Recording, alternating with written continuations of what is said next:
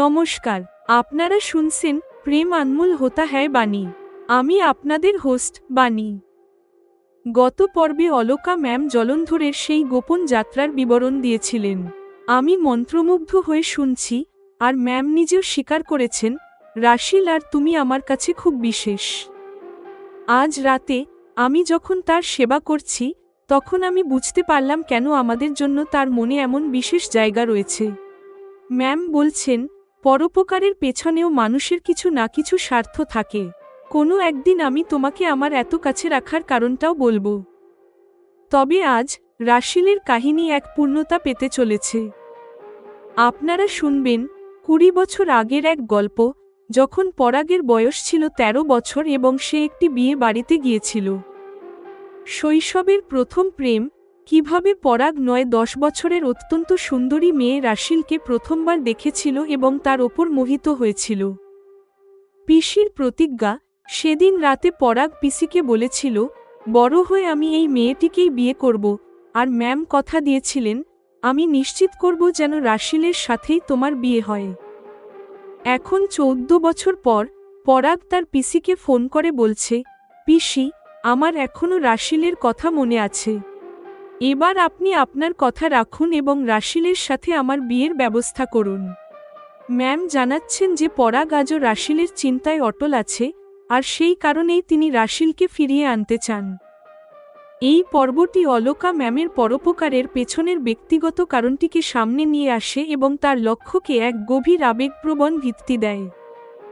এক পিসির প্রতিজ্ঞা আর এক ছোটবেলার ভালোবাসা। প্রেম আনমোল হোতা হ্যায় বাণীতে আপনারা শুনবেন এপিসোড ২৪, পিসির প্রতিজ্ঞা আর ছোটবেলার ভালোবাসা, আমার বিশেষ স্থান। অলকা ম্যাম জলন্ধর সফরে রাশিলের বাবা মায়ের সাথে আলোচনার কথা জানিয়ে চুপ করে গেছেন। আমি মুগ্ধ হয়ে সব শুনছি। তার হঠাৎ চুপ করে যাওয়াটা আমার কাছে এক বিরক্তিকর বিরতির মতো মনে হলো, ঠিক যেন বিরাট কোহলির সেঞ্চুরি হতে মাত্র ৪ রান বাকি, আর তখনই বৃষ্টির জন্য খেলা বন্ধ হয়ে গেল। বাণী জানো কি, পরোপকারের পেছনেও মানুষের কিছু না কিছু স্বার্থ থাকে। আমার নিজের কথা বললে, আমি আমার সম্মান আর মর্যাদা থেকে খুব আনন্দ পাই। তোমাদের দুজনকে সাহায্য করার পেছনে এর বাইরেও অনেক কারণ আছে। কোনো একদিন আমি তোমাকে আমার হৃদয়ে এত বিশেষ জায়গা দেওয়ার কারণটাও জানাবো। ম্যাম অত্যন্ত সততার সাথে নিজের মনের কথা বললেন। ২০ বছর আগে ১৩ বছরের পরাগ তার পিসি অলকার সাথে এক বিয়ে বাড়িতে গিয়েছিল। সেখানে পরাগ এক ৯ বছরের অপরূপা বালিকা রাশিলকে আইসক্রিম খেতে দেখে তার মায় পড়ে গিয়েছিল। সে ছিল জলন্ধরের হরভজন সিংয়ের মেয়ে রাশিল। পরাগ, তুমি এখানে একা একা কি করছো? আমি তোমাকে খুঁজছি, অলকা ম্যাম বললেন। পরাগ ধরা পড়ে যাওয়ার মতো খুব লজ্জা পেল। ম্যাম সেই ছোট্ট মেয়েটির মাথায় স্নেহের হাত রেখে জিজ্ঞেস করলেন, এই মেয়েটি তো ভারী সুন্দর। মা, তোমার নাম কি? রাশিল, সে তার মায়ের পেছনে লুকিয়ে লাজুক স্বরে উত্তর দিল। ও তেমন লাজুক নয়, এখন শুধু একটু লজ্জা পাচ্ছে। মেয়েটা আসলে ভারী একগুঁয়ে আর চঞ্চল। হরবিন্দর জি হসে হেসে মেয়ের প্রশংসা আর নালিশ একসাথেই করলেন। সেদিন রাতে পরাগ পিসির কাছে শুয়ে বলেছিল, পিসি, আমার রাশিলকে খুব ভালো লেগেছে, বড় হয়ে আমি ওকেই বিয়ে করব। পরাগ, আমি এটা মনে রাখব। বড় হওয়ার পরেও যদি তোমার এই কথা মনে থাকে, তবে আমি কথা দিচ্ছি তোমাদের বিয়ের ব্যবস্থা আমিই করব, ম্যাম স্নেহের স্বরে বলেছিলেন। ১৪ বছর পর পরাগ পিসিকে ফোন করল, পিসি, আমার আজও রাশিলের কথা মনে আছে। এবার আপনার কথা রাখুন আর আমার বিয়ে রাশিলের সাথে দিন। অলকা ম্যাম অবাক হলেন। খবর নিয়ে জানলেন রাশিল বিয়েতে রাজি নয়। তারপর বাংলার এক স্টেশনে রাশিলকে উদ্ধার করার পর পরাগ আজও অপেক্ষায়। পিসি, আমার আপনার ওপর ভরসা আছে, আপনি নিশ্চয়ই ওকে রাজি করাবেন। প্রিয় শ্রোতারা, এপিসোড ২৪ বিশ্বাস আর ভাগ্যের এক অদ্ভুত গল্প আমাদের সামনে এনেছে। অলকা ম্যামের একটি প্রতিজ্ঞা কিভাবে রাশিলের জীবন বদলে দিতে চলেছে, তা সত্যিই রোমাঞ্চকর। কিন্তু বাণীর জন্য ম্যামের মনে সেই বিশেষ জায়গা কেন, সেই রহস্যের সমাধান হবে পরের পর্বে। এপিসোড ২৪ সমাপ্ত।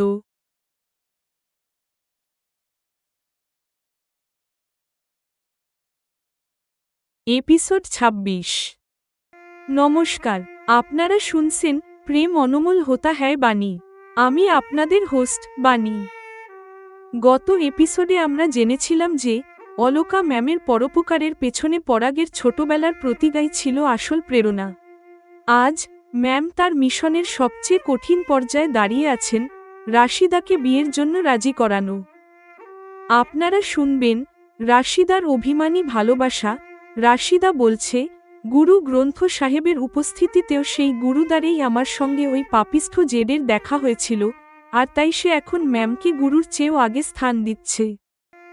অলকা ম্যামের অবিবাহিত থাকার রহস্য। যখন রাশিদা জানতে চায় যে ম্যাম নিজে কেন বিয়ে করেননি, তখন তিনি জানান, আমার ভালোবাসা ছিল একতরফা। আমি ওকে বিয়ে করতে চেয়েছিলাম, সেটা ও কোনোদিন জানতেই পারেনি। 15 বছর পুরনো একতরফা প্রেম। ম্যাম রাশিদাকে জানাচ্ছেন যে তিনি এমন এক ছেলেকে চেনেন যে গত 15 বছর ধরে রাশিদাকে একতরফা ভালোবেসে যাচ্ছে। রাশিদার নৈতিক দ্বিধা, সে বিয়ের জন্য রাজি, কিন্তু একটি শর্তে, যাকে বিয়ে করব তার কাছে নিজের অতীত লুকাব কিভাবে? এত বড় কথা গোপন করাটা ওর প্রতি অবিচার হবে। অবশেষে রাশিদা 50% মতো দিচ্ছে, কিন্তু বলছে, ম্যাম, আমার চূড়ান্ত সম্মতির আগেই আপনি ওকে আমার অতীতের সব কথা জানিয়ে দেবেন।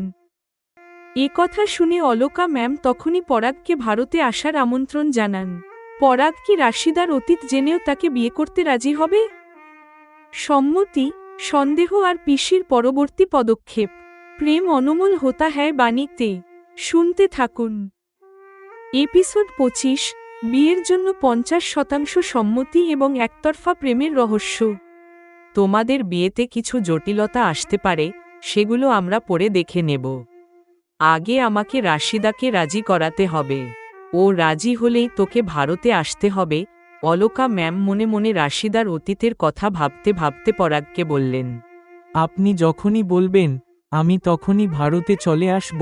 পরাগ সব রকমভাবে প্রস্তুত। রাশিদা যখনই ম্যামের ঘরে থাকত, বলতো, ম্যাম আপনি না থাকলে হয়তো আমি বেঁচে থাকতাম না, আর যদি বেঁচেও থাকতাম তবে এমন জীবন কাটাতাম যা বেঁচে থাকার যোগ্য নয়।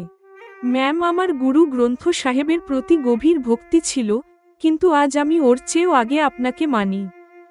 গুরু সাহেবের উপস্থিতিতেই সেই গুরুদ্বারেই ওই পাপিষ্ঠ জেডের সাথে আমার দেখা হয়েছিল। আমি পথ হারিয়েছিলাম, কিন্তু গুরু সাহেব আমাকে কোনো সংকেত দেননি।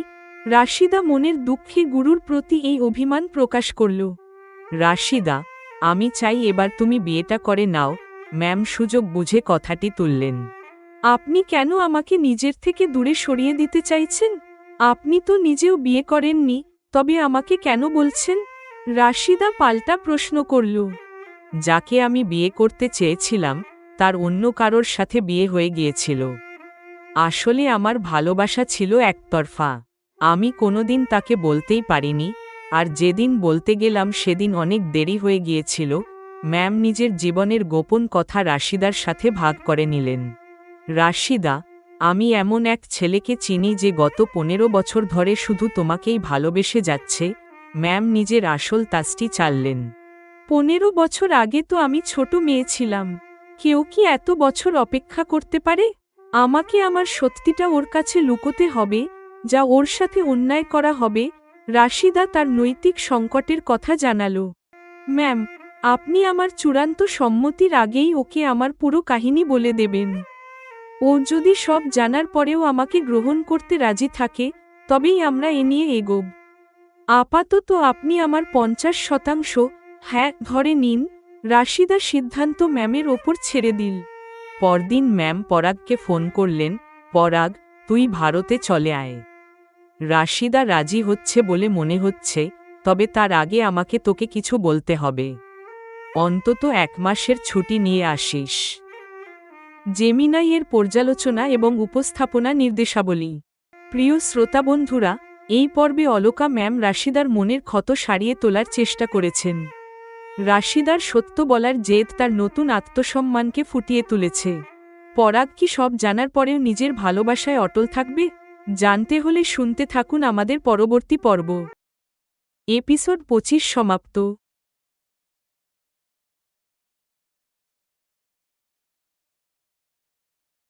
এপিসোড ২৬।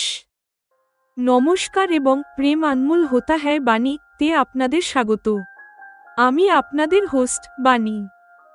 গত এপিসোডে রাশিল ৫০% সম্মতি দেওয়ার পর অলকা ম্যাম পরাগকে ভারতে আসার আমন্ত্রণ জানিয়েছেন। এখন আমি আমার বাড়িতে ফিরে এসেছি, কিন্তু আমার মনে এক নতুন এবং গভীর কৌতূহল জেগেছে। অলকা ম্যামের বিশেষ স্নেহের পাত্রী আমি হলাম কি করে? আজ যখন আমি ঘুমের ঘোরে ছিলাম, তখন এক অচেনা নম্বর থেকে ফোন এসে আমার ঘুম উড়িয়ে দিল। সেটি ছিল রাশিল। আপনারা শুনবেন এক চাঞ্চল্যকর তথ্য। রাশিল ব্যাখ্যা করছে অলকা ম্যামের মনে আমার জন্য কেন বিশেষ জায়গা রয়েছে। ওর ১৫ বছরের পুরনো একতরফা প্রেমের রহস্য এমন এক ব্যক্তির সঙ্গে জড়িয়ে আছে, যার কথা শুনে আমি নিজের কানকেও বিশ্বাস করতে পারছি না। সেই ব্যক্তি অন্য কেউ নন, আমার নিজের বাবা। ভাগ্য নাকি কাকতালীয়? এই পৃথিবী কি সত্যিই এত ছোট? আমি এই অবিশ্বাস্য সংযোগকে যুক্তি দিয়ে বোঝার চেষ্টা করছি। ম্যামের অবিবাহিত থেকে যাওয়া কি বঞ্চিত নারীদের ভাগ্যের কারণেই হয়েছিল? স্বর্ণিম শিক্ষিকা হওয়ার সংকল্প। অলকা ম্যামের অনুপ্রেরণায় আমি একজন শিক্ষিকা হিসেবে বড় লক্ষ্য স্থির করি। আমি প্রিন্সিপাল কীর্তি ম্যামকে কথা দিই যে আমার ছাত্রীরা অঙ্কে ১০০% নম্বর পাবে, আর তেমনটা হলে আমি পাব স্বর্ণিম শিক্ষিকা খেতাব। ম্যামের উৎসাহ, আমি আমার ছাত্রীদের জন্য দিনরাত পরিশ্রম শুরু করি এবং বিনামূল্যে টিউশন দিই। তখনই অলকা ম্যাম নিজে স্কুলে এসে কীর্তি ম্যামের সামনে আমাকে উৎসাহিত করেন। এপিসোডের শেষে যখন আমি কীর্তি ম্যামের সঙ্গে বাইরে যাচ্ছিলাম, তখন অলকা ম্যাম আমাকে থামিয়ে দেন। তিনি কি আমার বাবার সঙ্গে জড়িত সেই রহস্য নিয়ে কথা বলবেন, নাকি নতুন কোনো দায়িত্ব দেবেন? জানতে হলে শুনতে থাকুন প্রেম আনমোল হোতা হ্যায় বাণী। আপনারা শুনবেন এপিসোড ২৬, একতরফা প্রেম, আমার বাবা এবং স্বর্ণিম শিক্ষিকা হওয়ার লক্ষ্য। পরদিন সকালে আমি আমার বাড়িতে ফিরে এলাম। রাশিল পরাগের প্রেমকাহিনী জানার কৌতূহলের পাশাপাশি ম্যাম আমাকে কেন এত বিশেষ চোখে দেখেন, সেই প্রশ্নটাও আমার মনকে ভাবাতে শুরু করল। দিন দুয়েক পরের কথা, সকালে আমি তখনও বিছানা থেকে উঠিনি। হঠাৎ দেখলাম একটা অচেনা নম্বর থেকে হোয়াটসঅ্যাপ ভয়েস কল আসছে। দ্বিধা নিয়েই আমি ফোনটা ধরলাম। এক চেনা নারী কণ্ঠ ভেসে এল, গুড মর্নিং বাণী। কণ্ঠস্বরটা শুনেই আমার আলস্য এক নিমেষে উধাও হয়ে গেল। এ তো রাশিল। Good morning রাশিল। সাত সকালে আজ আমার কথা মনে পড়ল তোমার। ওর মিষ্টি গলার স্বর শুনে আমার সকালটা দারুণ হয়ে গেল। বাণী, এখানে ক্যালিফোর্নিয়ায় এখন রাত। কি ব্যাপার, তুমি কি এখনো ঘুমোচ্ছিলে? রাশিল হেসে জিজ্ঞেস করল। রাশিল, ইদানিং অলকা ম্যামের বাড়িতে গেলেই ম্যাম তোমার কাহিনী আমাকে শোনান। তোমার অনুপস্থিতিতে আমরা তোমার কথাই বলি। আচ্ছা, তুমি আর ম্যাম কি কখনো আমার অনুপস্থিতিতে আমার কথা বলতে? আমি মনের প্রশ্নটা করেই ফেললাম। হ্যাঁ, মাঝে মাঝে হতো। কিন্তু তুমি হঠাৎ আজ এমন প্রশ্ন করছো কেন? রাশিল অবাক হয়ে জানতে চাইল। ম্যামের মনে আমার জন্য এত দরদ কেন, সেটা জানার বড় ইচ্ছে হচ্ছে। আমি রাশিলকে খোলাখুলি বললাম। এটা তুমি ওর মুখ থেকেই শুনলে ভালো হবে। তবে একটা ইঙ্গিত দিই, আসলে অলকা ম্যাম ওর ছোটবেলা থেকে একজনকে মনে মনে একতরফা ভালোবেসে এসেছেন। সেই মানুষটি এখন তোমার বাবা। রাশিল এক অকল্পনীয় কথা জানালো। শুনে আমি তো স্তব্ধ হয়ে গেলাম। আমি কি শুনছি? নিজের কানকেও তো বিশ্বাস করতে পারছি না। আমার গলার স্বরে বিস্ময় স্পষ্ট ছিল। পৃথিবীটা সত্যিই কত ছোট। অলকা ম্যাম অবিবাহিত থেকে গিয়েছিলেন বলেই হয়তো আজ এতজন নিরাশ্রয় নারী ওর কাছে আশ্রয় পাচ্ছে।